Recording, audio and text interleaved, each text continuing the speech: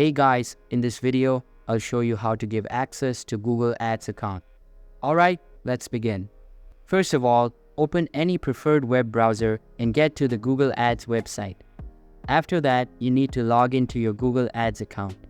Then, hover the cursor on the admin icon in the left side menu and then click on the Access and Security tab. You will then be redirected to this web page. Here, all of the members of your ad campaign will be listed.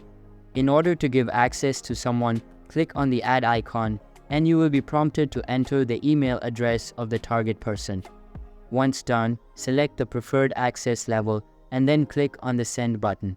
Now, Google may ask you to verify your identity if you select the access level as admin. So, just click on the Confirm button and then just verify your identity. Now, the invitation will be listed here as pending. If we check the email, you can see the details of the invitation, who sent it to you, the customer ID, and the access level. So, click Accept Invitation, and then we can click Continue. After that, you may be asked to enable two-factor authentication. Simply follow the on-screen instructions, and you will be able to access the Google Ads account. So that's basically how you can give access to Google Ads account. And that's it for this video. If you find this helpful, consider subscribing and giving this a big thumbs up. Thanks.